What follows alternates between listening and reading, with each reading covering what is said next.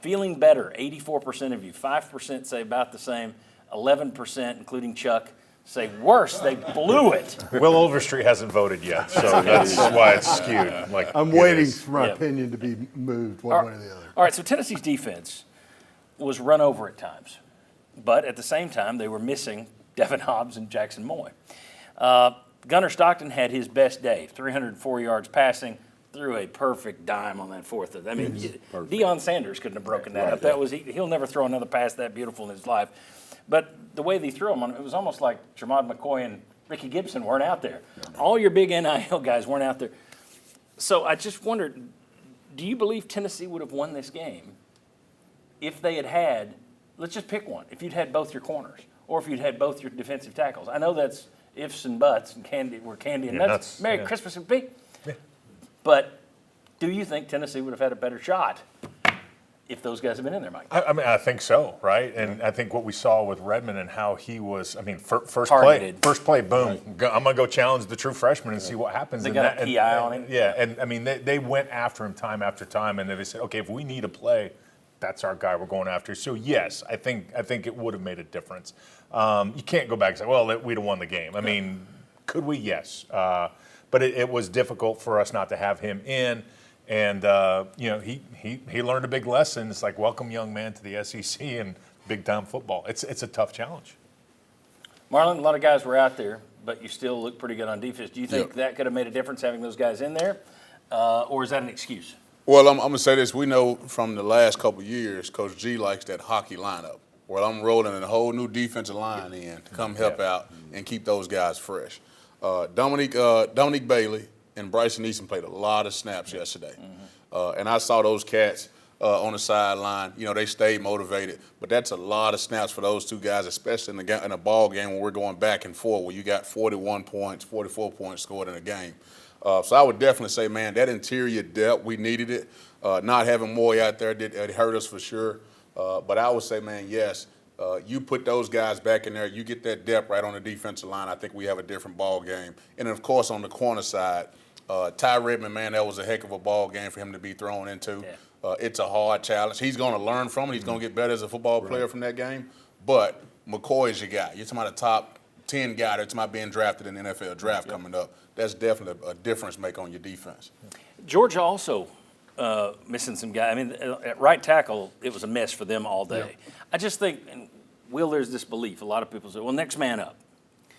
Well, if that were always the case, you wouldn't have a depth chart. You just, draw straws to see who starts. There's a reason this guy's starter, this guy's backup, this guy's third string.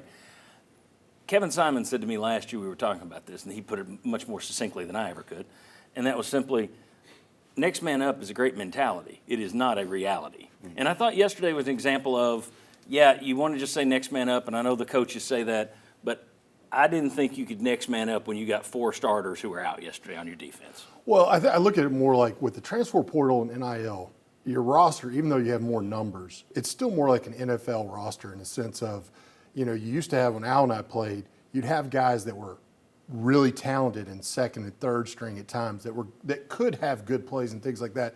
I think now what you're dealing with, you lose those talented guys. You don't have as much depth.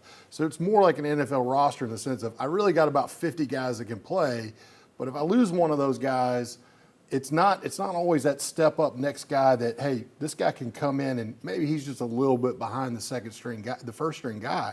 Right now, you're putting money into guys for a reason.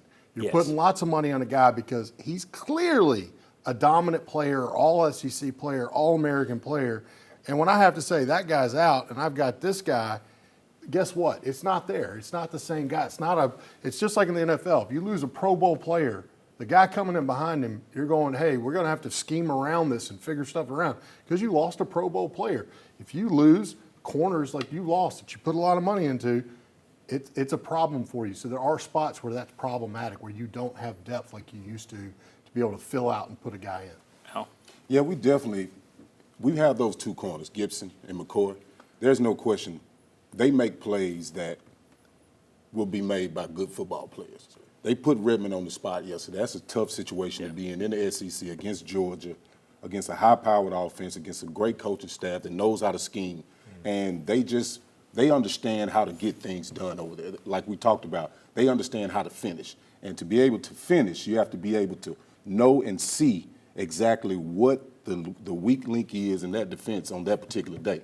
And yesterday, they knew Redmond was the weakest link. And like I said, I'm a fan of his. I think he's going to be a great football player. He's long, he's talented, but it's just a tough situation to be in. And McCoy and Gibson, those guys are great football players. And when you're starters in the SEC, there's a reason that you're All-American, preseason All-American, potential high draft pick.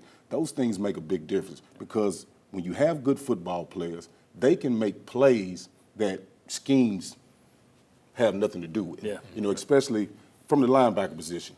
Sometimes linebackers can clean up a mess that happens, Right. you know, that wasn't in the scheme. And for me, that's what it was all about. We just didn't make enough plays defensively to get where we needed to. But when we have that depth and we have those guys up front, get everybody back, the corners, the guys up front, we will be a good football team on the defensive side, no question. I think over 23 years, people realize I don't make a lot of excuses for Tennessee when they lost, but when you've got that many important players down, good players down at those positions, and then it shows up on the field the next time, I don't think that's excuse making. I think that's just pointing out a reality. Marlon, I want you to close this because we were talking going into this break. You made a comment about what may be going on in the defensive coaching rooms today. Yeah, so today when they show up today, what they're going to see is we lost a ball game 44-41 to a high-powered offense, one of the teams that's being picked to win a national championship.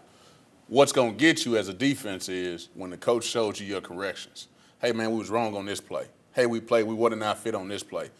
Hey, we wasn't in phase on this route right here, or we misjudged something.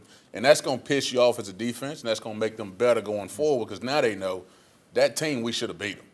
And if I do my job and I make sure I don't get beat on this play again, all right, we're going to be better as a defense moving forward. So that's definitely a correction they're going to make, and they're going to be excited about that one going forward. Well, it does seem that nationally, much of the storyline that I've read has been not so much Tennessee Blue that as, boy, these are both playoff level teams. Right. So I think you came out of that from a national perspective. People are liking it. You've only got a couple more minutes to vote there. It's down to 82%. Feel better. So what are we going to finish up with? Are you going Team Chuck? Chuck, you need to go rally some people, make some calls to the polls here at the end. Vote for Chuck. There you go. Vote for Chuck at 13%. Okay.